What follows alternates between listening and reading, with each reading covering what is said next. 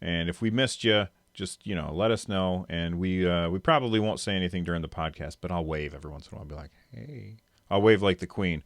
I've been watching The Crown, and she had a weird wave, man. Yeah, it's like she shows you the wrong side of her hand, and I'm like, that's not how you wave. Don't you go there. Leave the Listen, Queen alone. I You love leave the the Queen. Queen. She's a You leave the Queen. badass, but she waves weird.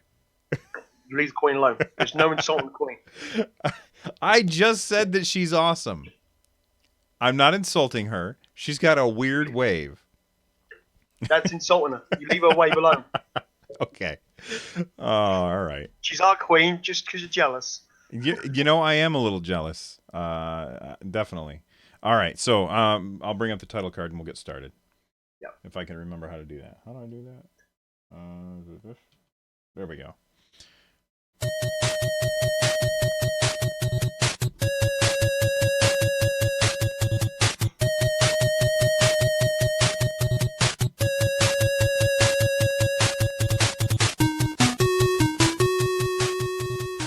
Hey everyone, today's February 8th, 2017. We are, I actually got the date right for once. We're on episode 64 of Run, Jump, Stomp, a podcast about games. We play games here, and when I say we, I mean me, and then that other guy right over there, Zap. How's it going, Zap? Howdy, people. How are we? I'm doing good, and this week we are going to be talking about choosing your own adventure. Are we all? Am I reading parts of story one as well, or is that all just? No. That's just reminders for me. Right, okay. Smooth as butter. Yeah, you know how it goes. Don't forget your DRM. Blizzard has found a way to fight inflation in WoW. Darkest Dungeons new update. Ooh, I did not hear about that. Exciting. Overwatch is out of control. Hideo Kojima interview. Those stories and more on this episode of Run, Jump, Stomp. Stick around.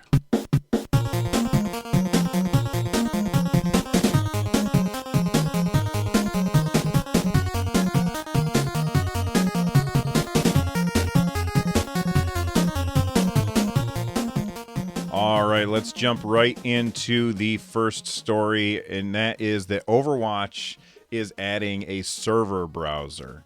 Which, when they first said Jeff Kaplan, he's the head honcho, the big cheese, as it were, over there at Blizzard, and he came on and he talked there's a 9-minute YouTube video where he is talking about this, and he is he is explaining all of the different things that you can get with this server browser. When he first started, I was like, okay, a server browser, whatever. It doesn't really affect me all that much. But there's a lot that you can do in this. So he goes on to explain that they're making a change that now you'll be able to gain gain XP in custom games. So there's a lot of times where, not just me, but other streamers that I've watched, they're like, well, I don't want to do custom games and play with a full team of 6-on-6 of all the people who are watching, because then nobody gets XP in that game. Well, that's going to be a thing of the past. He said that you can also do some really crazy things. There's all these sliders in the game that can allow you to change how the game works. You can, first off, capture the flag is going to be in custom games, so you don't have to worry about not being able to play it anymore, which is awesome because I love that mode. They said that they're going to convert 9 other maps over to capture the flag maps, which that's awesome. And now the sliders that they were talking about, he said that you can change the flag pickup time. So if you want it to be like the old capture the flag games where you just run over the flag and you pick it up automatically, you can, or you can have to stand there for even longer if you want.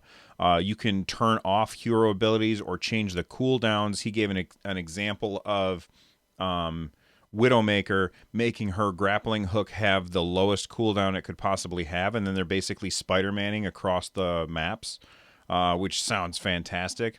And then he said you can change the health pool of various heroes, and you can set it up so there's a boss fight. basically one team has one member on it, and that's Roadhog with like triple health, and the other team all has super low health, so it's 6 versus 1, and you can make like you make your own fun with this, and it sounds really fantastic. Is this enough to bring you back into Overwatch? I know that you kind of started paying less attention to it recently, and even though we played it together recently, I haven't seen you play it since. So is this enough to bring you back? Yeah, I reinstalled it last week and sort of dabbled in, and I know what it is that puts me off Overwatch, and it needs something exactly like this. Overwatch is kind of now. Bear with me when I say this. I'm gonna aggressively insult a lot of people in chat in the nicest way possible, but I feel it's a bit of an empty game in the sense that there's not enough to do with Overwatch. It's a couple of modes. Now they've added all the arcade stuff. I know there's a bit more, but for me, it still needs that bit more. I'm not a competitive player. I don't play Overwatch. I don't do any of that competitive stuff. I don't have time to sit down and try and get my rank to a certain level, and that would drive. That just doesn't stress. It just stresses me out. Why I get stressed enough in Guild Wars 2 PvP when it comes to rank season. But as Eskimo Princess just said in the chat, apparently my soul's empty. Let me explain before people jump and the pitchforks are ready. I can feel them. But when with Overwatch, when I've always played with friends, and you jump into a custom game, you don't gain any XP. That's a little bit flat, and there's never enough customization for those games. This sounds really cool. It sounds like it's something that Overwatch needs. They've got a solid scene for the competitive. You don't need to do anything more to that. Just add more characters, new maps. Keep doing that. Keep building that. But give people who don't play competitively, give them something. Give them something to enjoy. Give them something to really sink their teeth into and make some stuff up. That boss thing, I haven't even heard of this boss thing. That boss thing sounds so cool. That's almost like a PvE style thing, a cooperative, like they did for the The Halloween thing, patch. yeah. Yeah, and that was one of my favourite modes. It was cooperative based shooter. You were trying to take out the bosses, and that's really cool. So for me, that's something that Overwatch kind of missed. I think since playing that, I've missed that kind of content. Mm-hmm. Overwatch is an amazing game. Before anybody thinks I'm saying it's a horrible, it's not. It's an amazing game, and it is really, really solid at what it does. But for me, currently, it's just jumping into a game, shoot, get your loot box, that kind of stuff. Yeah, you can mix stuff up in the arcade mode. The 3 versus 3 is cool, but after a while, and again, Overwatch is fun with friends. When you sit down with a group of friends and you're all having a great laugh, that's where Overwatch shines for me. Yeah, my son and I play it together all the time. We really have a lot of fun with it when we're playing. The competitive scene for me is just it's not what I play Overwatch for. And skins, I don't care about skins. I couldn't care less. I couldn't care less if I've got the shiniest Roadhog skin. Not that Roadhog's got any shiny skins. He's got these. I mean, the skins are cool. Don't get me wrong. The art team in Overwatch, I do an amazing job. Oh yeah, they do. I couldn't care less if I've got a skin that's a standard skin or a legendary skin. It doesn't bother me. Let me play a game. Let me just dive in with friends and find a way. And that kind of comes back to, we spoke the other week about time splitters, and that's that kind of thing. And this is exactly that kind of time splitters feel, where you could really play with the multiplayer kind of customization and stuff like that. That is what a first-person shooter, to me, is all about.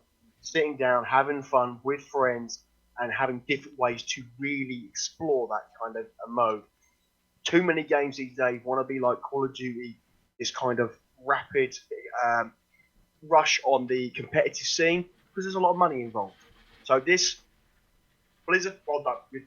That's what I want to see, and that's enough for me to jump back in and enjoy it. All right. I'm having a blast with it. My one question for the game is, does this mean that we're going to get those other modes in the custom game? Because he didn't say that. He said we'll get, for crying out loud, what's it called? Oh, Capture the Flag. He said we'll get Capture the Flag in the custom game modes, but are we going to see that door defense game that we played before, or the Lucio Rocket League ripoff. I think there was one. Oh yeah, then there was the May thing where you were doing snowball fight. So are we going to Yeah. see those modes come back to the for crying out loud? I can't think of what it's called, to the custom game. I really hope that they do. Because he didn't mention it, I think we probably won't see those things, and I think that's a shame. But maybe they're waiting until later. Maybe they have some things that they've learned from the development of Capture the Flag that they want to push forward, or maybe those modes just weren't popular enough.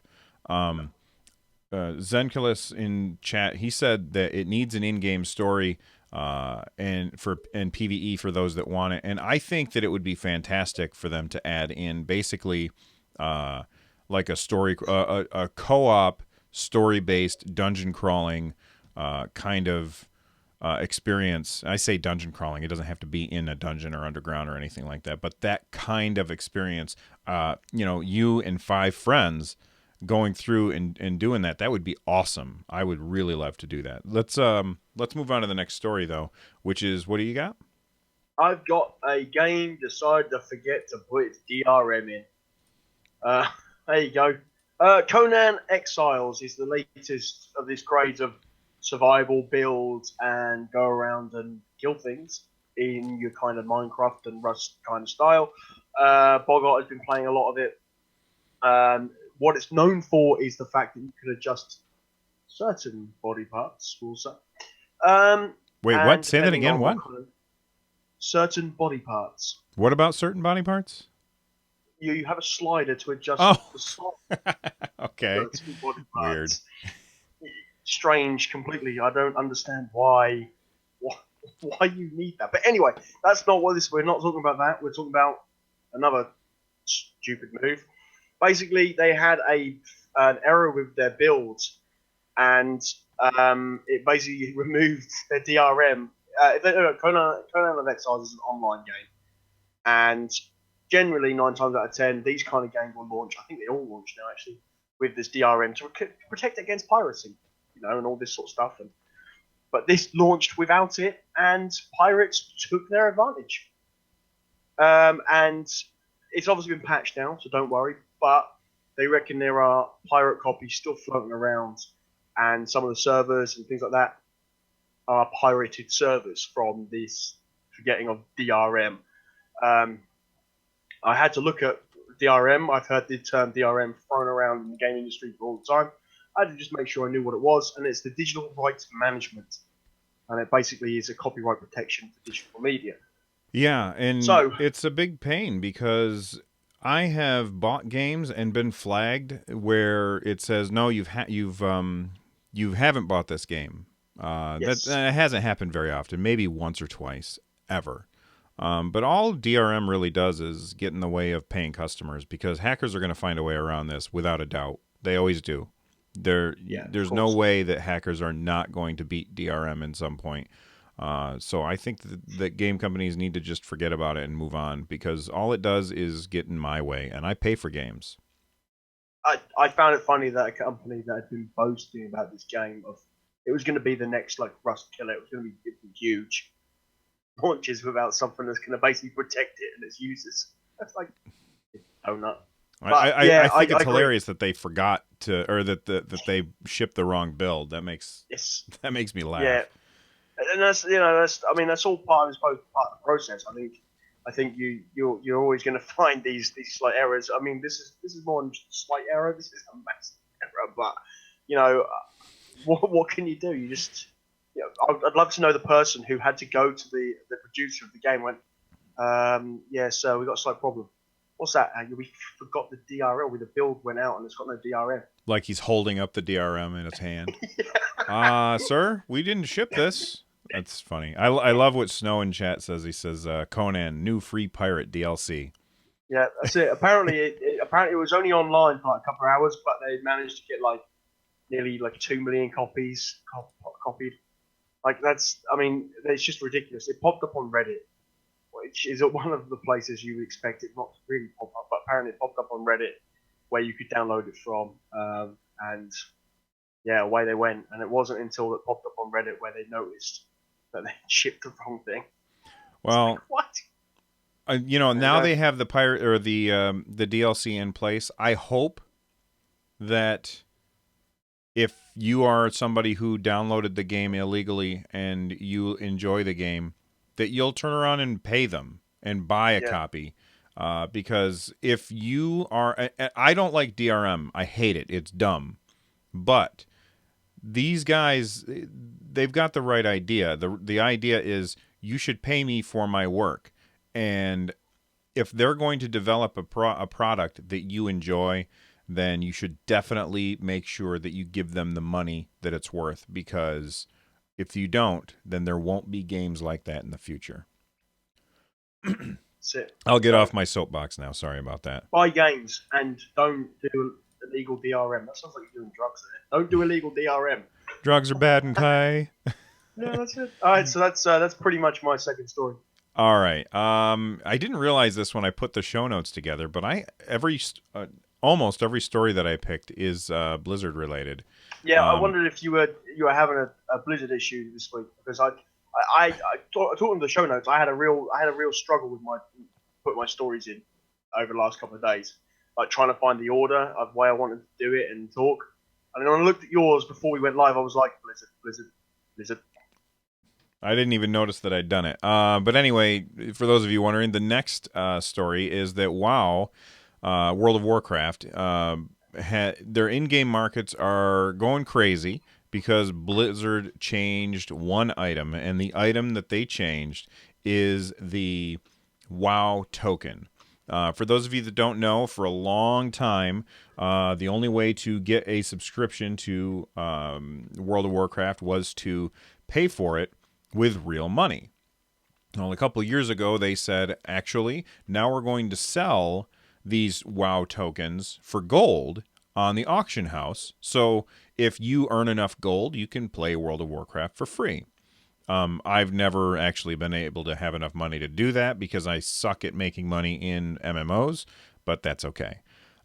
So they made this change, and the change is that now you can not only redeem your WoW token for a month subscription to World of Warcraft, but you can also take that and apply it to your BattleNet balance. So I can, let's say I have 100,000 gold, and it costs 50,000 gold for a WoW token. I have no idea what they cost. They change because, supply and demand kind of thing. So I can buy a WoW token for 50,000 gold, and then I can turn around and turn it into actual dollars for using it to buy things in Blizzard's other games. Maybe I want to buy a character in Heroes of the Storm. Like Lucio from Overwatch is coming to Heroes of the Storm, and maybe I want to buy that character. It's like probably $10 to buy that character. Or maybe I want to buy some Hearthstone packs. Well, I can do that with my WoW token because I'm basically turning my gold in World of Warcraft into money.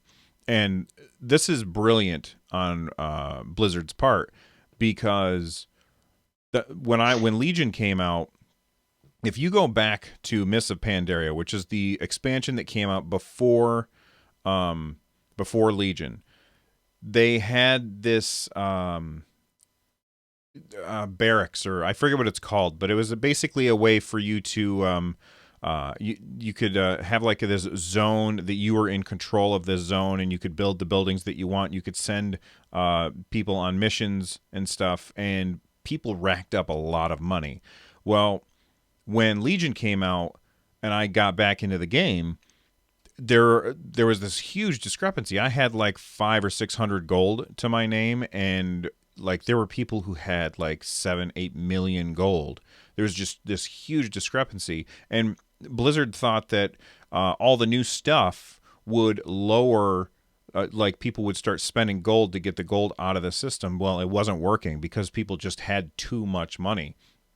So the only way to do that, to get rid of all that money, was, okay, well, we're going to take a hit on how much money we earn, but we'll just say that this token, which you can only use in World of Warcraft, you can now use it in your other games. So people are starting to buy up these tokens and then use them. So they spend all their gold. They got all this gold, and then they can convert it to buying things on the cash shop in the other free-to-play games.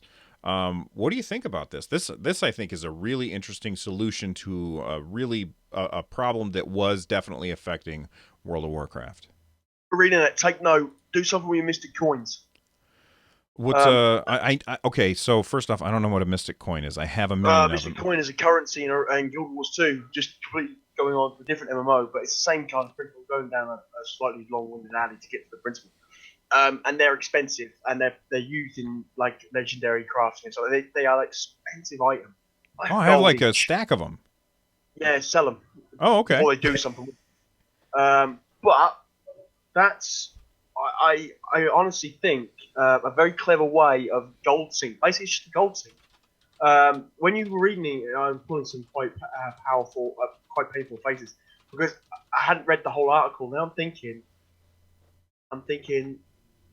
is it going to is it going to turn into this kind of like it just screamed a little bit of gambling, and then all of a sudden I read it a bit further. I was like, no, it's fine. Blizzard aren't doing anything stupid. They're doing something very clever. They are clearing up their gold economy, which, by the sounds of it, as you said, if you're going in there with like 500 gold, and you're looking at your account, and you think, oh, I've got 500 gold, I'm doing all right, And then, like you say, you hear people have got like 8 million. You think, well, hang on a minute. And then you look at the trade post prices or whatever it's called in WoW, and they're going to be, to suited for those people who are at the top, not for you. You want to buy stuff off the trade post or the market, whatever it's called. You're going to be in a very weird state because you probably can't afford too much. So yeah, very clever by Blizzard. Hopefully it doesn't backfire too hard. I don't think they're going to take too much of a hit. Well, I don't think Blizzard have got too much of a worry about taking a hit. No. They've got every game that they have put out is ridiculously successful, so I don't think that they have to worry about losing money at any point. But yeah, that's a very clever idea, and it gives people who are in games like WoW chance. Especially, usually what happens is people who play Blizzard games, they play pretty much all the Blizzard games. They play them across the boards. So, and if you've been playing WoW a lot of years, you're going to accumulate a lot of gold. So it depends on how much these convert for. Does it say here? Oh yeah, so it's a 30-day $15. token is $15. Is that right? Yeah, it's $15. So I don't know how much. It depends on what region you're in. But there's only so many of these the things out there. So you buy them with gold, and then you turn around and you can use it to buy the new character in or Hearthstone pack or whatever, and get that gold out of the economy so that things come to a more reasonable price. Because as somebody who doesn't have a lot of money, if I want to go buy something off the auction house, it's too expensive. I can't afford it. Yeah, of course. My question is, how do you acquire these tokens in the first place? Do you have to get them off the auction house, or is there a vendor that you can buy them from? I think you can buy them with money, with actual dollars, and then you can sell them on the auction house for gold. Okay. And then somebody with gold buys it, and then they can turn it back into money. It's very crazy. And there's a book I read called, oh my god, what is the name of this book? Is really good. I can't remember. If it pops in my head, I'll interrupt and let you know. But there's this book that is it's a fictional story about like this MMO. My cat is into something. Get out of there, cat. It's about this MMO where basically they did this. They said if you have enough money if money is less important to you than time, then you can buy your way into playing the subscription. But if time is less important to you than money, then you can earn gold and sell it to the other players, or earn gold and sell subscriptions to the other players. And that's basically what's happening here. And it's a really good system. Yeah, they're just recycling it. They're just making sure that the money stays within their own economy, as in their own game's economy. So You can't take it out and put it in your bank, but you can take it out and you can spend it on packs, or you can spend it on heroes, and so yeah, all right, Blizzard, well done, well done.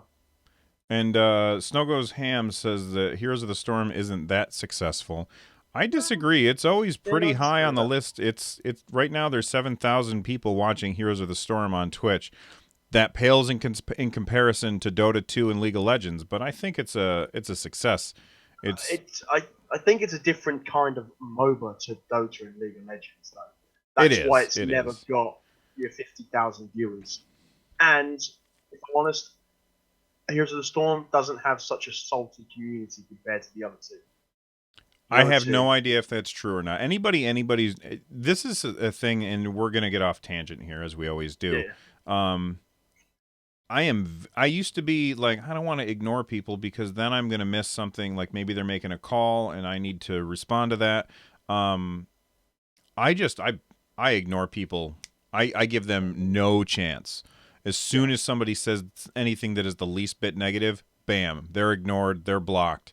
And if they're swearing at me or whatever, bam, they're reported because I don't want people like that playing games with me.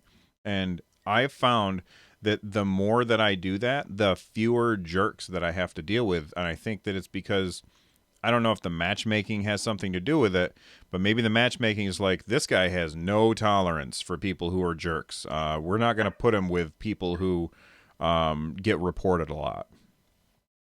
yeah. No, I believe so. When I've always gone into Heroes of the Storm, I've always had a good experience. I've gone into Dota and it's like, okay, I'm getting shouted at because apparently I'm playing a character down the wrong lane. What are you doing? Okay, I'll turn around. Don't shout at me. Show me. Teach me the damn game. Don't get aggressive. Although, just But to mention real quick, there was a video that I saw the other day. I can't find it right now, but it was somebody was playing Sombra in competitive, and just about right, everybody says that Sombra is garbage in competitive. mm, And so this guy comes in and he picks Sombra, and everybody was super salty and incredibly rude to this guy because he had his voice chat on. They're being real awful. And yeah, he was like play of the game. He had 3 gold medals. He kicked everybody's tail. And at the end of the match, they were like, man, you're a good Sombra, blah, blah, blah. But I think that there's far too many times, and this is a completely different topic, but there's far too many times where I get into a game and people are, and it could be World of Warcraft, it could be my Guild Wars 2 raid, it could be this. And if something's not part of the meta, then it's clearly the worst thing in the world. yeah, And that's how everybody always seems to act. And I want more people to just say, okay, well, maybe I'm not going to play that character because I don't like that character, but I'm going to shut up and let this people or this raid team or this person play the character that they want to play. And if I lose my game, then gosh, it's a really terrible thing for me. And I just think people need to get over themselves. yeah. I'm sorry, I wasn't laughing at you. I was laughing at the fact that there's a wire on the floor that I need to pin around the door. I said I'd do it like the last day or so, and my wife nearly tripped over it. And you laughed at her? I can't help it. It's a funny moment in life. You laughed at her? Wow. All right. Oh dear. Let's Oh. move on to the next story. Where are we? Darkest Dungeon. Yeah, I caught this late. I caught this like before we went live. I'm a massive fan of Darkest Dungeon, and I'm a little bit disappointed with something they're bringing into this. Yes, I really have no subtle. Snow goes ham. I really do. So basically, Darkest Dungeon. You've played Darkest Dungeon, haven't you? I do Jump. I have it. I've played it like once. It's a great game, and I never seem to be drawn to play it. Well, this may help you. They've added a new game plus, which is really cool. I've never completed it the first time. Yeah, I didn't complete it. Um, I've got a copy on this little baby here. If anybody wondering what this is a relic. This is a Vita. All right, that's what that is. That's a Vita. Soon to be replaced by the And Nintendo Switch. no, I would never replace it. Actually, what I think I looked at just slight tangent as we do. Look at the Vita design, and then go look at a Switch in handheld mode. Oh yeah. Except Yeah, exactly. Yeah, yeah. Without a doubt. Realize that. Okay, so as far as design goes, there's only so many ways you can put controllers on the side of a screen. That's Nintendo true. should be sued for What's that? that. I said Nintendo should be sued for that. Oh yeah, yeah. Just like Apple should be sued by Samsung because they both have rounded rectangles. That's it. Yeah. Um, I love. This is why I bring my Vita on because everyone's like, "What is that?" So yeah, I looked at when I saw the Switch the other day. I was like, "Blimey, it looks really similar to the Vita." But anyway, so back to Darkest Dungeon. I see Abigail in chat. So yay, Darkest Dungeon updates. So this is called the Radiant update. So it's going to bring a new game plus, and it's also going to bring a slightly easier mode. Okay. And I'm not sure I like that. Well, okay. So the title here says I haven't read it this yet, but the title says Darkest Dungeons grind reducing. So, is it when you say easier mode? Does it just mean that you get more XP, so you don't have to grind as much, or I what? think by the sounds of it, yeah, it's going to be the novice dungeons and accelerated hero XP progression, which okay is not a bad thing. I don't want them to reduce the difficulty of the game. As we know on the chat, I'm very into hard games. I like a challenge. Darkest Dungeon, as much as it's a challenge because you're fighting RNG, and RNG can be a cruel mistress. It can be on your side for 2 or 3 turns, and then it can kick you straight in the what's it. So you know, but this update, but on the plus side to the grind reducing, it's supposed to take the latter part of the game down a few hours because some people are like 80 hours in and haven't completed it, which to me is a great thing. But I don't think the developers expected this kind of game to do that. Remember, it's only like a $15-20 game. You're not paying massive amounts of money for it. Which again, if you don't own a copy of Darkest Dungeon, go out and buy it because there's a lot of content in this. It's bringing new monsters. It's bringing new content mechanics. You haven't said anything about dungeons themselves. I'm going to jump back onto it because I love the game. And I think it's really, really, really good. And if you have it on Steam, I do. and you have the coming in hot selected on Steam, you'll be access to betas. You'll be able to play all of this. So this is there ready to go. I want to know when it's come to the console because they've said that they will support the Vita version. And they're apparently bringing out a tablet and mobile version as well. Oh, Which okay. Now I'm far more interested in it because it feels like a game I could play on my iPad and have a it's blast coming to the with. Switch as well. Is it? Yeah, I believe it's coming to the Switch. I Okay. believe they, and it's one of those games that fits perfectly on those kind of consoles and your phone. And the only downside I would say with my Relic, my Vita, is that the buttons. It's a bit confusing. You're pressing like combo buttons to do things, and it's like just you could have mapped them a little bit better because the Vita's got buttons actually on the screen here, and then on the pads here, on the backs here. So and they don't get used. Yeah. So they could have mapped it a little bit better. And then playing it with mouse and keyboard for so long, you just used to clicking here, there, and everywhere. So I'm gonna check this out. I'm probably gonna check this out Friday because I'm in the beta and see what it's like and just stream some of it, and really have a look at what this update is about. So yeah, so Darkest Dungeon update. That's cool. My only problem with Darkest Dungeons is I don't feel like they did a good job teaching me how to play the game. I feel like the tutorial was very like I get the combat part of it. That part makes Yeah. perfect sense, but the all of the stuff that you can do outside of combat, I found a little confusing. And that might be why I I never mean, got back to it. I almost feel like I have to watch a video to learn how to play the game. I think because I've played a lot of XCOM, that's where my kind of personal understanding of this game comes from. I played a lot of the first XCOM. I'm trying to get a hold of the second one over the next couple of weeks. And I even played the original XCOM. If you played those kind of games, you kind of fall straight into the Darkest Dungeon kind of. It feels the normal. You kind of understand what's going on. All right. And that's the best way you can do it is play from like XCOM and then have a go at that. But you got to play XCOM on Iron Man mode, which saves after every move. So Right, every time kind you of do like something, Fire Emblem does the same thing. yeah, exactly. So I mean, with Fire Emblem, you should be if you put it on the hardest mode, which you told me to. I've sat down with Fire Emblem this week, and I'm now enjoying it. So, and it's because I've stopped looking at it as a um, I've stopped looking at it like it's some Nintendo product that I'm not going to enjoy, and started putting my head to like XCOM mode or Darkest Dungeon mode, and all of a sudden I'm like, no, this is actually a really good game. The story is, in that is just pitiful. I can't do it. But the Yeah, I actual don't care for the mechanics, stories. The combat's fun, no, but the stories are. that's exactly it. Combat and the that sort of stuff, very very good.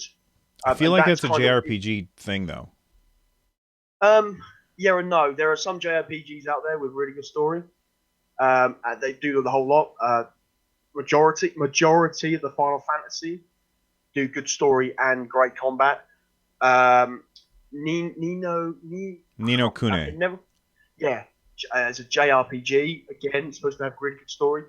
Um, so there's a lot of, but yeah, Pokemon on the Pokemon Moon that I've got. I haven't picked it up since I bought it because the story is just Yeah, that's a I spam my way past all the story stuff in Pokemon because it's dreadful. It is absolutely dreadful. And there's people who like they're like, man, I love the story in this one compared to the other ones. I'm like, it's the same story. It's there's nothing. I mean, like your mom says, okay, apparently it's okay for me to let kids go around unsupervised and just wander the world. I'm not going to give you because you any had money. You're going to have to fight people and. I don't know. Pokemon, I love Pokemon, but I like the collection of it. I don't yeah like the yeah. story of it. Does your head go into parent mode when you're like you can now go roam the world on your own? You're like, oh no, I wouldn't let my child do this. What are you on about? Nintendo, seriously, sort it. But anyway, that's a completely different tangent. Yeah. But that with Darkest Dungeon, apply the same head that you have with Fire Emblem. I promise you, you'd enjoy Darkest Dungeon more. But RNG, it's brutal. But anyone who has it or doesn't have it, go out and buy Darkest Dungeon because it's one of last year's. It won loads of awards, and it kind of came out. Not, it didn't really get a lot of publicity when it came out. It just sort of slipped under the radar. I saw a load of streamers. Total Biscuit did some stuff on it, and it took everyone by storm. And it's a very good game. So yeah, there you go. The update is there. It's in the patch notes. Have a read. It's looking good. I'm glad they're still supporting it. I'm glad. And then nearly a year after it's been released, I'm glad there's still support for them. So it's great. All right. Apparently, we're getting some hate for our hate of Pokemon stories. We are, and I'm fine with that. It's just not Yeah, for me. I don't say that you're a terrible person for enjoying it. I just say it's a terrible story. And the great thing about the internet is everybody can have their own opinion. Speaking of opinions, there's going to be some differing opinions on this next story, and this will bring to a close, I think, my trifecta of Blizzard themed stories, and that is that Overwatch has some controversy going on with it as far as how to play it on consoles. So apparently, well, actually, I'm not even going to get into the story. I'm just going to ask you a question first, Zap. Did you read the story yet? I know this story. I'm glad you put it in. Okay, so I guess I will go into the story. I'm going to explain the story to everybody who hasn't read it, and then we'll talk about it because I think there's multiple ways that you can look at this. So basically, there is a device that you can buy for PS4 or for Xbox One, and I'm sure that they've had these devices before as well, that allows you to hook up a mouse and keyboard to that system, and it translates their inputs to joystick inputs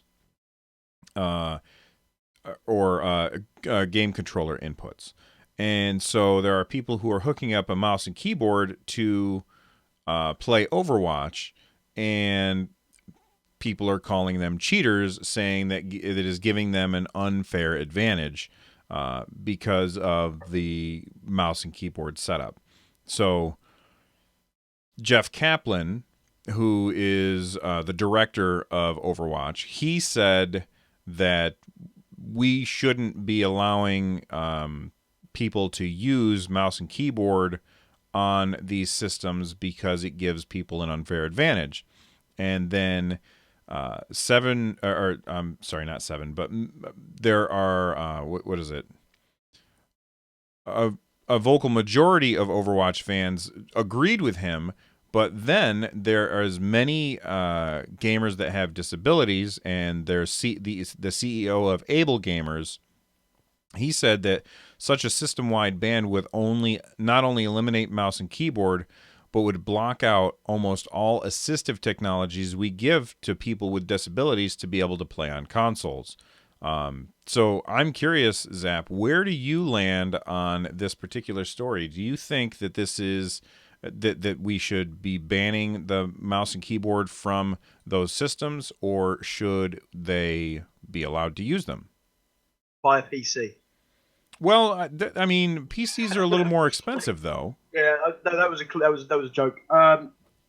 There was actually a game before Overwatch. Unreal Tournament did this first. You could use a mouse and keyboard with Unreal Tournament, but that was designed to allow mouse and keyboard. Now, again, you said you can look at it two ways, and I'm wondering if I'm kind of thinking on the same page as you. If the game was designed for mouse and keyboard, it would be in the options menu. You would be allowed to use a mouse and keyboard, and there would be no room for complaint because the game developers put it in there. They said, right, okay, we know they can USB device up to a keyboard. They can have mouse and keyboard on the console. Right, let's put this option in. Now, people who are calling for cheating is probably there in the argument saying, well, it's not designed for this. And we all know the reason for it. Anybody who plays console or PC gaming,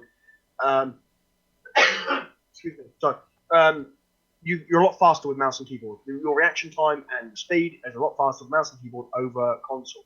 The joysticks on the console, they don't react fast enough. You can't move them quick enough, unlike a mouse which you can spin. And people who've got gaming mouses where they can, up the speed, there you go. That's kind of that. Snowghost Ham does a very good thing. You've got servers coming in, do a controller-only server. Is that a possible way around it? There's not a way around it because there's no way to detect if, and that's what they said. They said you can't detect if this particular device is hooked up to the system. It's one of they're stuck between a rock and a hard place because you don't want to ban disabled gamers because people are calling it cheaty. If that's the only way they can enjoy and they can only afford a $400 console, so only afford the $400 console is expensive. PS4 is an amazing bit of kit. I love my PlayStation. I joke all the time to my friends, PC Master Race and all this. I'm still a console gamer at heart. I love my console, and I think it's well worth it. I just think that Blizzard have got to find a kind of a 50-50 balance. Keyboard mouse will always have an advantage over controllers. You can't stop that. I don't know that that's true. I watch my son. I play Overwatch with my son. We're both on PCs. He has an Xbox 360 controller hooked up to his computer because that's how he prefers to play. And when I am dead and we're in elimination mode and I'm watching, or if I decide to just spectate him, I cannot believe the precision with which that kid can manipulate those controls. It is bananas to me. He is very good at Overwatch using a controller on a PC, and he quite often takes out people who are I'm sure using mouse and keyboard. Yeah, I don't deny that because I watch my little boy play Lego games on console. The speed they move, nowadays, so the kids, and same with my daughter, they play games on the console. And the speed they can move at. And Eskimo Princess says a great chat. They can't detect it. They can't ban it.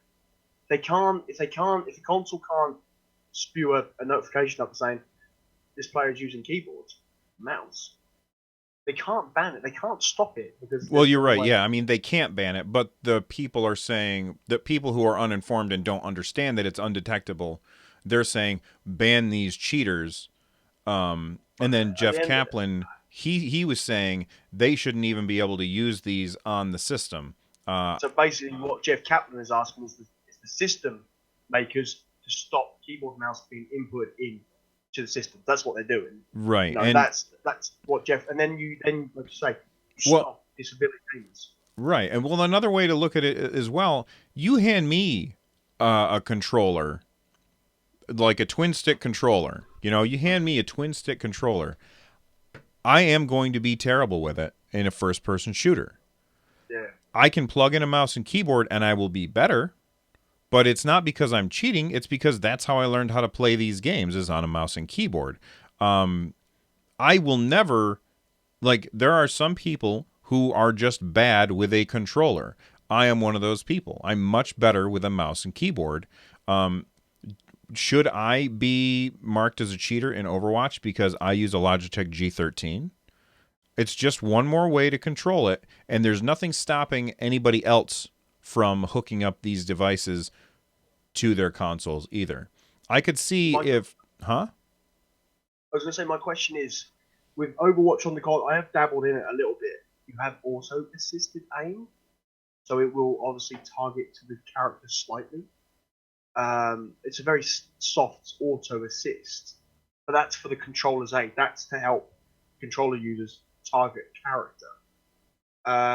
Does the keyboard and mouse still get that? Because we don't on PC version, we don't have that. That doesn't exist in the PC version. Not that I know of. I might be completely wrong on that, but I don't think it Yeah, I has don't auto know. assist.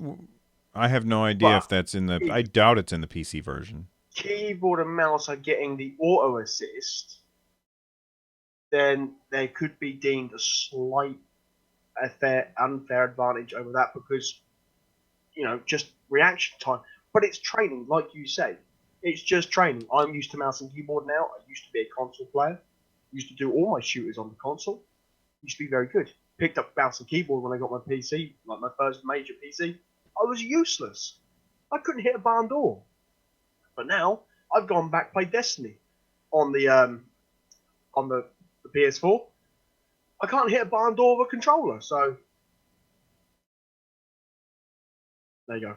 All right. Well, That's kind of how I feel about it. I'm very interested to see where chat and listeners feel about it. So, if you guys could email us your opinions on this, I'm very interested because I feel like this is a very divisive question.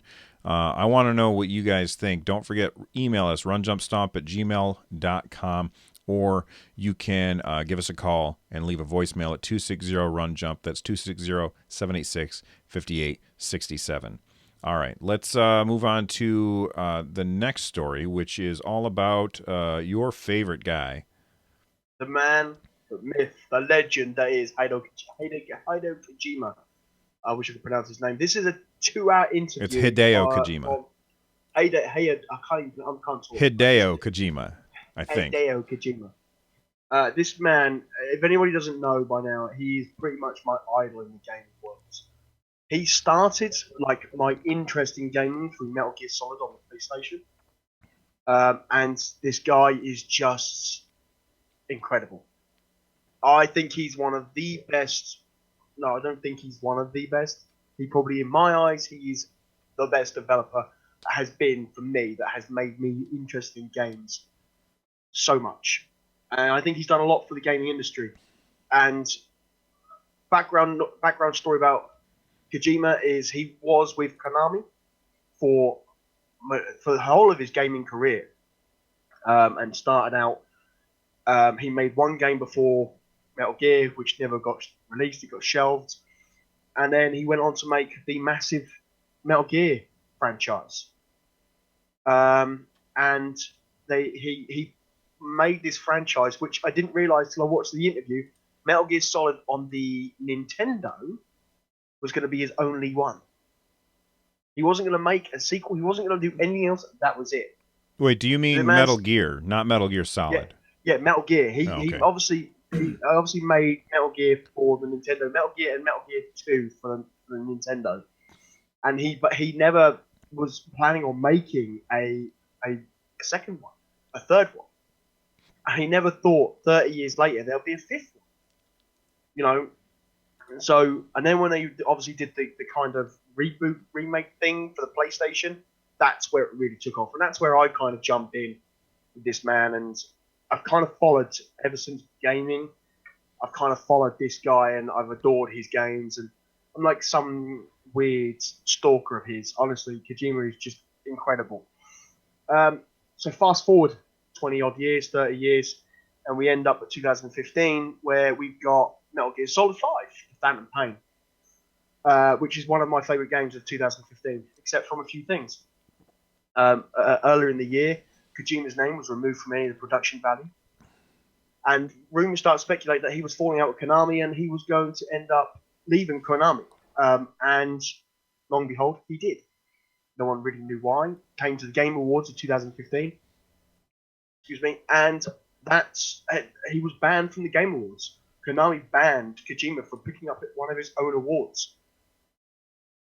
The community outraged against Konami, and you have now Kojima Productions making Death Stranding, which is my most hyped game at the minute. I can't wait for this thing to release.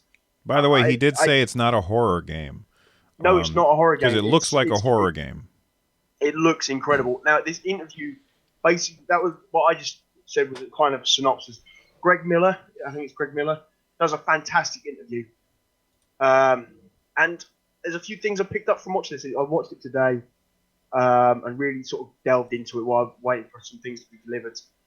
And what I picked up from this interview is how it sounded towards the end of his Konami career. He kind of got confined and he couldn't do many interviews. You haven't got many interviews from Metal Gear Solid 4, 3 onwards. Konami really did hound him and held him back. And now he seems like a different man. He's a free man. He's got this kind of independence with his own production studio, and he's just out there doing it. And Death Stranding, I know we haven't had any gameplay footage, but what he's released, the 2 trailers, just look fantastic. They look creepy they look weird as anything, strange, but that's Kojima. That's the beauty of what he makes. Death Stranding itself is supposed to be an open world game. He has said that basically if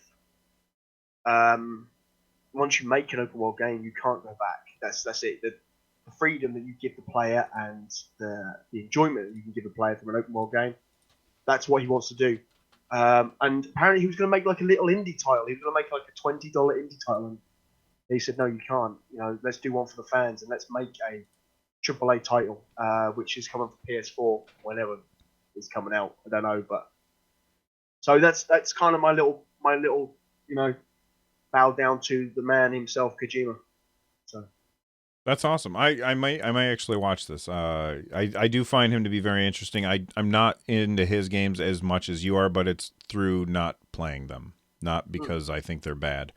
The only one that I've played is Metal Gear, or is just the original Metal Gear, and then I borrowed Metal Gear Solid for a little bit once, and that was pretty much it.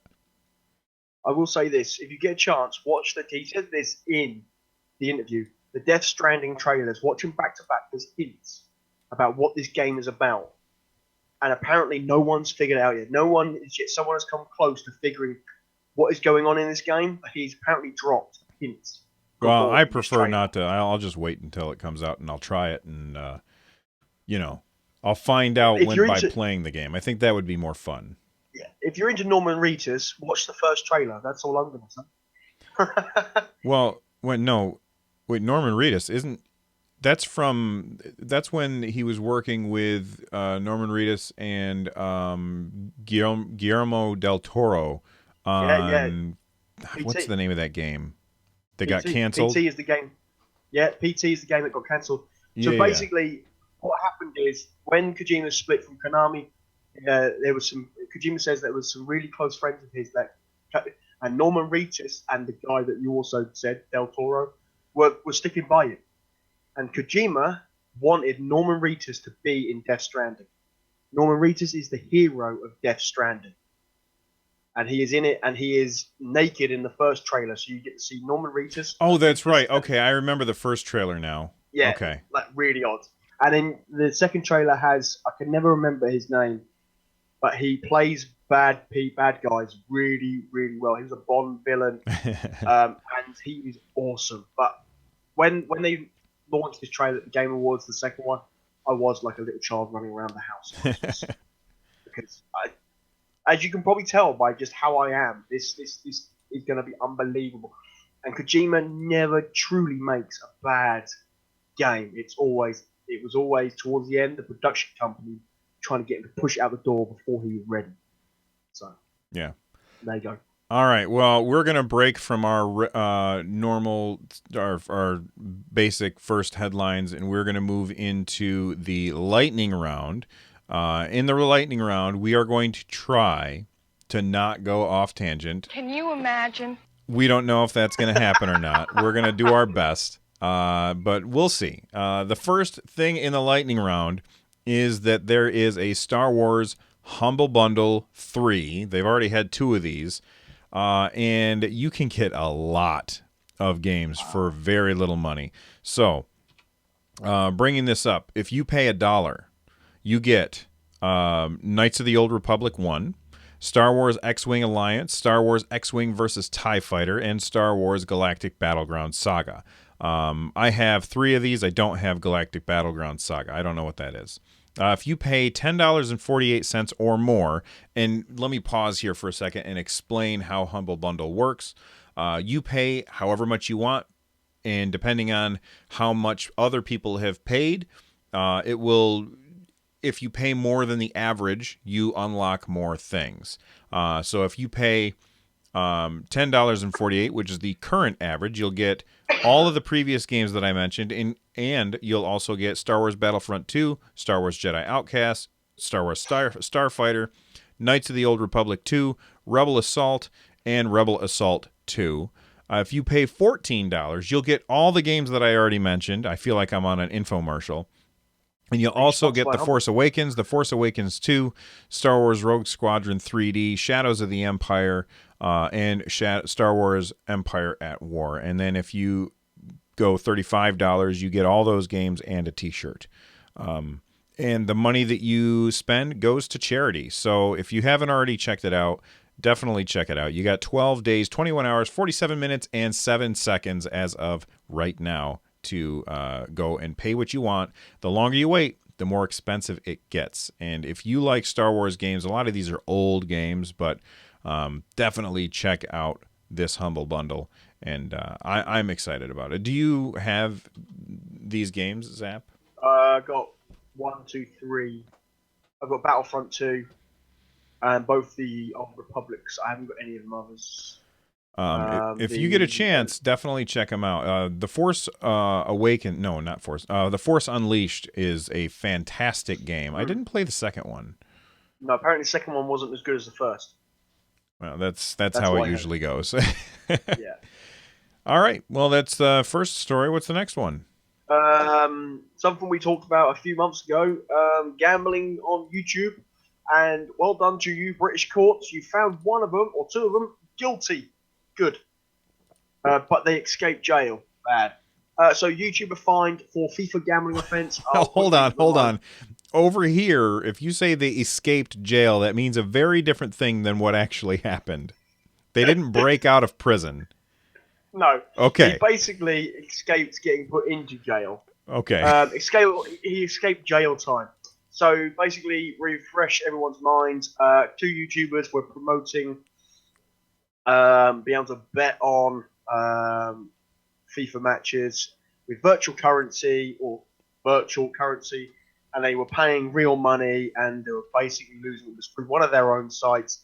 They had the back doors, very similar to the CS:GO gambling, which apparently nothing's been done about T Martin and Pro Syndicate. But anyway, these guys are the FIFA ones that were caught last year, and they were fined $112,000 or £91,000, and the other guy was fined over £150,000 in fines and costs. Basically, good. I'm so glad that the UK Gambling Commission has done something and prosecuted these guys, took them to court, and said, look, This was wrong. You were getting underage people gambling. That's not what you should be doing.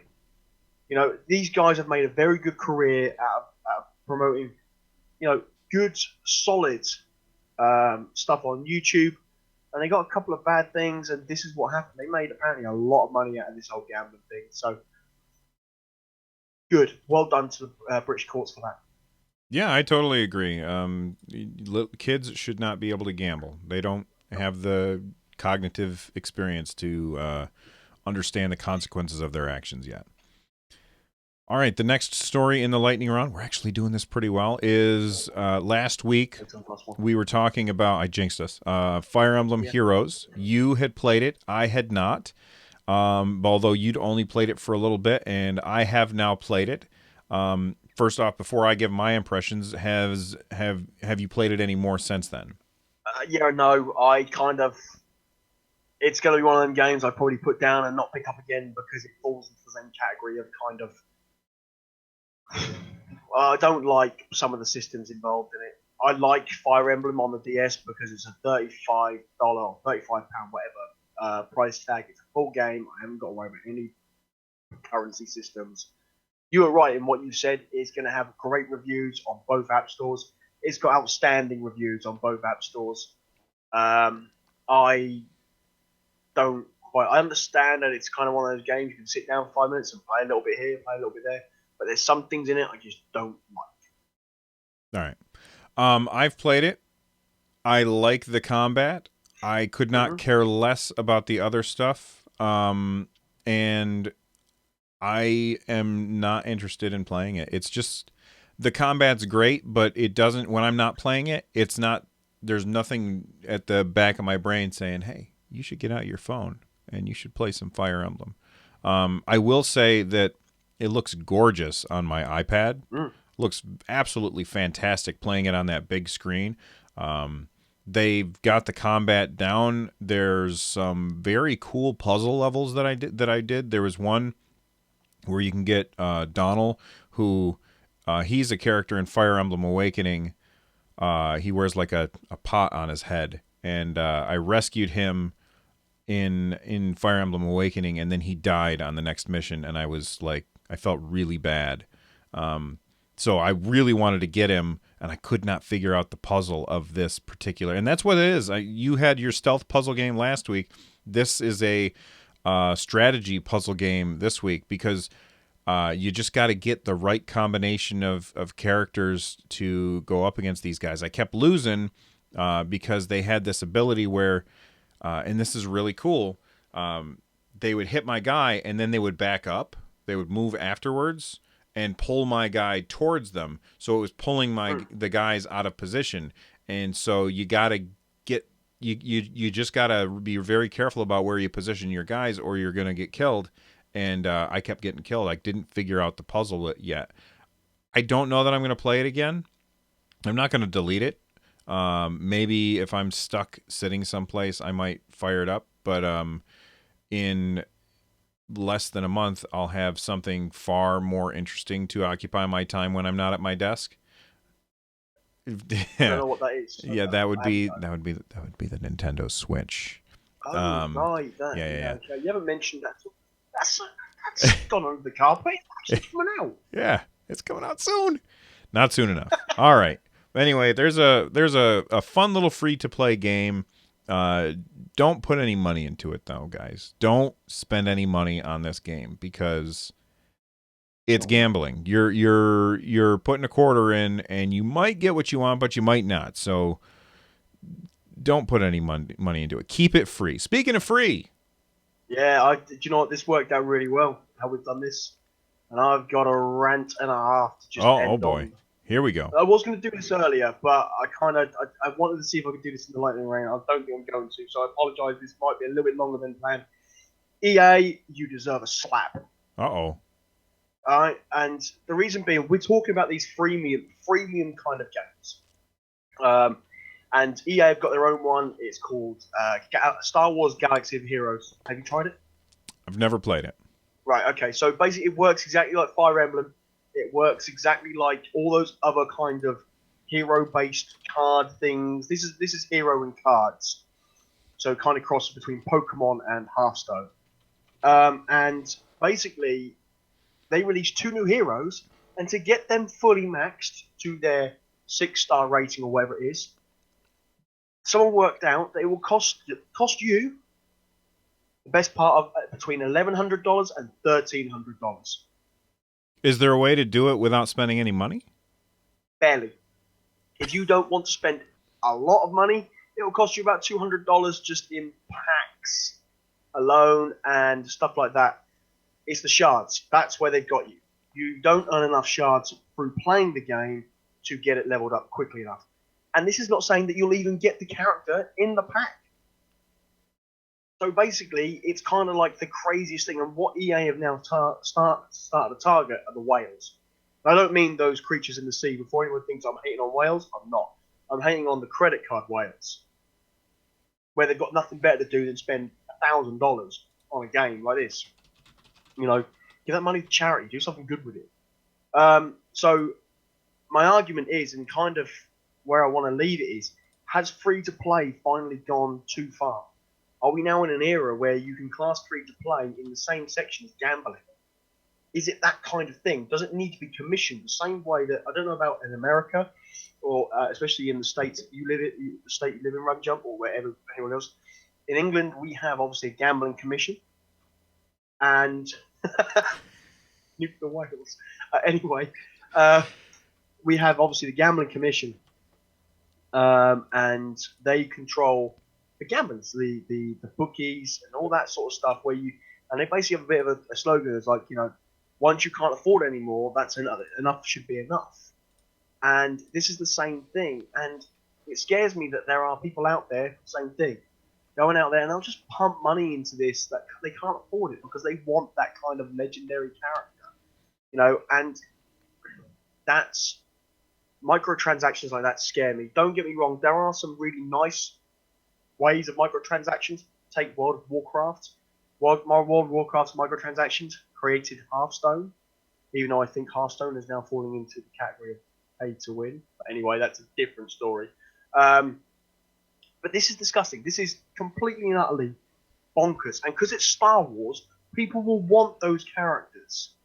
Because it's Star Wars, because it has that name to it, people will want those characters. So for me, this is now going to a completely different level of pay to win. We both agree, and we say a lot on the show, put money into these games what you think it's worth. We've just told people don't spend any money on Fire Emblem. I wouldn't pay any money on any of these games. Yeah, I think it goes for, and this type of game has a name. It's called a gotcha game, and that's not because they gotcha, even though that really works. It's because there's these things in Japan called gotcha machines, where you put in yen and you turn the dial, and it gives you a little plastic ball with a toy in it, and you can open it up and get your toy, and you get a random toy, and that's why these are called gotcha games. And gotcha games are something that nobody should play unless you have the self-control to not spend money on it. If you don't have that kind of self-control, you should not play any of these games because they are designed to get you addicted to the game so that you will want to keep trying to get these new characters. And I think that's a huge mistake. If you want good games, you have to buy good games, and you have to support good games. And so you got to make sure that you're not putting money into games that are obviously, you're not getting value for your money, in my opinion. No, I totally agree, and I think the people who are at fault aren't the developers. They aren't the people that make these games. It's the consumer. Well, Princess makes a good point, too, by the way. She says Overwatch is the same way. You can buy boxes which are random, and that's true. Yeah, that's true, but the complete counter-argument to that is those boxes don't affect any gameplay. As I said earlier when we talked about Overwatch, skin's a skin. Doesn't matter. These are characters. These are designed to be the best 2 characters in the game. So, essentially, if you want to compete, because it's an online game as well, if you want to compete at its meta level, you need these 2 characters. You need those 2 characters to compete.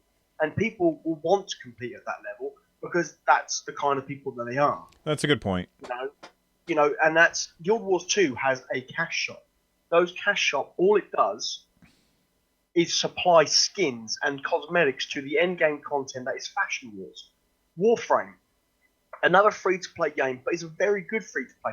All it is a time game. It's not a paywall.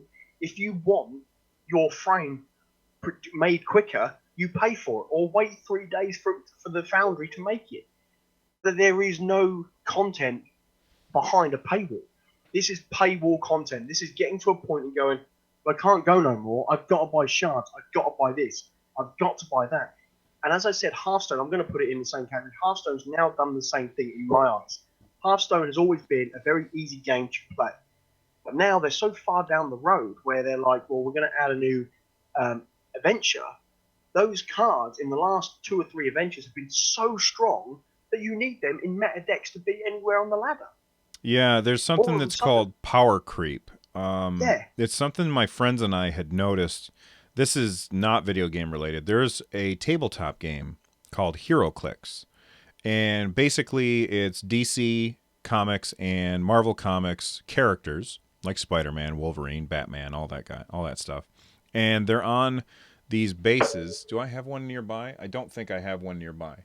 But they're on this base, and you can turn the base, and there's like a hole, or there's 4 little holes in the top of the base, and as you turn it, different numbers show up, right? Mm-hmm. And so your character would take damage by attacking somebody, and so you turn, or your character gets attacked, and you turn the dial, and his stats change. So now he now has different powers and stuff, and it's really cool. But what we noticed is that every time they brought out new characters, that the old ones weren't quite as powerful as the new ones, and so we wouldn't play the old guys anymore. We would buy the new packs, pardon me, and play those. And that power creep eventually pushed us out of the game. We were like, nope, we're done playing this because we don't want to. We had shoeboxes filled with all these characters that we didn't play with anymore because they weren't powerful enough to compete with the new guys, and it took the fun out of the game. Just my little final point. Don't get me wrong. I'm all for, in a free-to-play game like Warframe, to have developers need a way of funding that game. And Warframe, the content, I've said it 2 or 3 times recently, the content in Warframe is AAA quality, but it's free to play. But the way they do that is they get you with its fashion, the skins. That's fine. It doesn't affect me if I've got the worst looking frame and the worst looking guns. It doesn't affect. I can still play the game. I can still do the end game. I can still do everything in that game. But this is a disgusting way, nothing but a more disgusting way of getting money out of people that have no self-control, and that's where it's got to be regulated by the gambling. It's gambling, as you said earlier. It's gambling. There's nothing but it. There's no guarantee that you can get those 2 characters out of the pack. If not, you need shards to build them. You need 30 shards to build a 1-star character from level 1 to level 6 or whatever it is. It's $1,300. That's what it is for these characters to be maxed. And that, to me, is disgusting and just downright. It makes kind of slimy. Gaming. Yeah, it makes the gaming industry look slimy. You've got real developers out there, Kojima, guys who are making the games that you enjoy. Nintendo, all the Nintendo stuff, the Zelda developers. I don't know their names, so I'm not even going to try. Shigeru Miyamoto. You don't know Shigeru Miyamoto's name? I know him. You've said it a few times. Okay. But I can't pronounce it. That's down to you. I pronounce the ones that are on PlayStation. All these guys that make really good, solid games. Indie developers that make, Darkest Dungeon. Damn it, even Sean Murray from Hello Games, who made No Man's Sky, made a better game. What are you doing? You can't talk about them. Sorry, but I had to. That's the kind of level that this is. When you can compare it to No Man's Sky, and No Man's Sky is better, you've got something wrong. And EA, you are disgusting. You want to be hung, drawn, and quartered for that kind of practice. Can we get some rage in chat for Zap? Because I think he needs to calm down a little bit. It's okay. I'm good. All right. That's it for the headlines this week. We are talking, or not this week, but every week, we also talk about two games. We each pick one, and we get about 5 minutes to talk about it, and we discuss. We want to.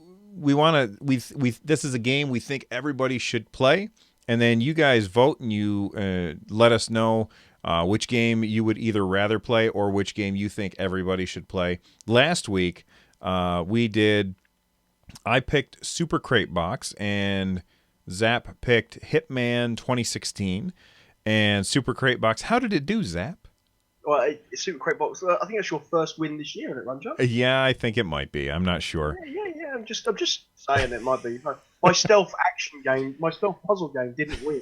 I think it's because I described it as a stealth puzzle game. That's probably part of it because it is not a puzzle game. That's a weird way to describe it. It's not. Play it and you'll see. All right. Well, anyway, this week we get about 5 minutes each to talk about what it is that we're playing. I picked another Blizzard game. For crying out loud, I don't even know how this happened. Wow, That's crazy. Are you getting paid by Blizzard today?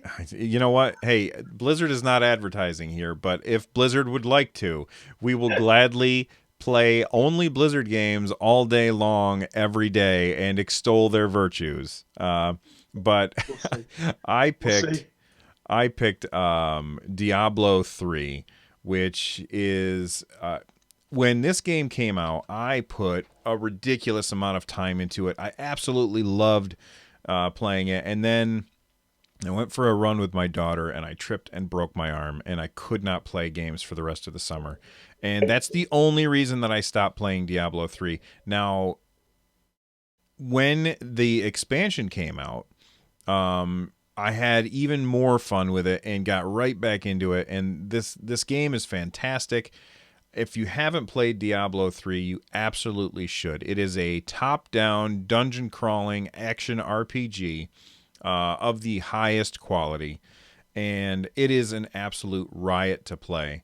It's you against the forces of hell, and you are, not hell, but Diablo, and it's got so much customization that you can do.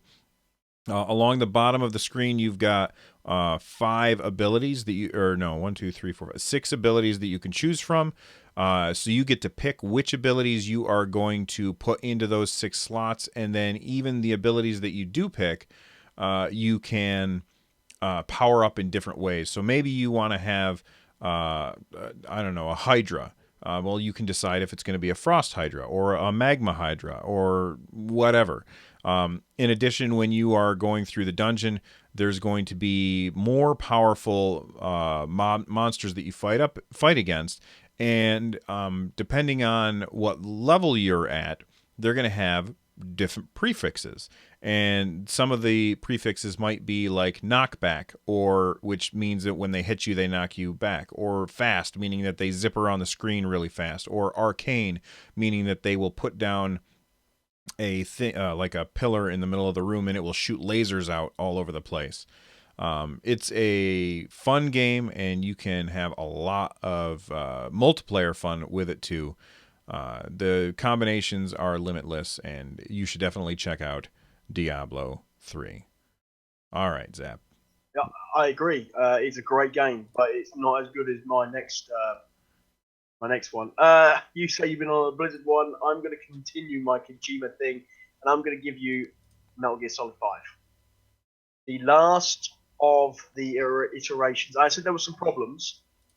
I won't spoil it because I think people need to play this game to realise how good Kojima really is. And this is the last one in the Solid Snake series, and it is one of the best ones out there.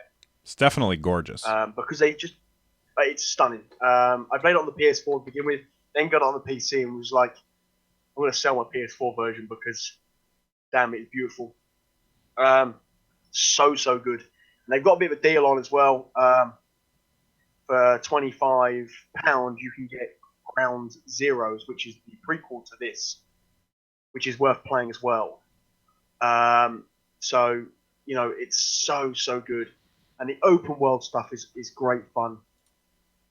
And, yeah, it shows everything that Kojima could do and would do, and the weirdness of that goes on in his head. But at the same time, there are issues. I can't say there are issues because it'll just spoil the game completely. But it's great. The first hour scared the hell out of me and freaked me out. I think I was rocking in the corner for like a year afterwards after I watched the first hour. But it's so good. It's so good. And any Metal Gear deserves the credit. I was going to do the first Metal Gear on PlayStation, but I thought, no, do you know what? We'll do this. We'll give him the Metal Gear, and I could do a podcast on the actual whole story behind Metal Gear, but the story is so convoluted and confusing, and it is one of those. Unfortunately, it's one of those stories where you kind of need some filler content to understand what's going on. But at the same time, this game is great to play on its own because it's a great open world stealth action game, and this is a stealth game. This is a stealth Is it a game. stealth puzzle game though? Unless you count picking people up by typhoons and sending them up to your base, a puzzle. It's not a puzzle game. It is definitely stealth. You can go through the whole game, which I'm planning to do on stream without killing anyone. That's cool. I like it when games give you the option to do something like that. Yeah, you can go to a base and go, ooh, how do I go into this one? And you can go in all guns blazing, or you can kill people, you can put people to sleep, and it really does. And it shows how this man became the legend that is known as Big Boss. So if you haven't got it, go play it. If you can get it, the soundtrack in this game is amazing as well. It's all 80s music. Oh, that interests me. I don't like Grand Theft Auto. The only Grand Theft Auto that I really liked was I think it was Vice City, right?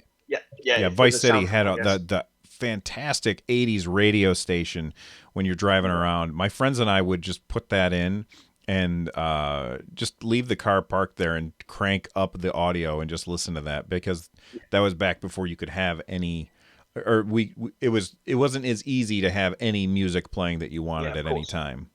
The opening song is The Man Who Sold the World. Oh, awesome. But it's the Madure version, not the Bowie version or Nirvana version. Oh, okay. And the Madure version is not bad. It's a really good, and it sets the tone, the opening part of Metal Gear. And yeah, I am in awe of this. This game is just unreal.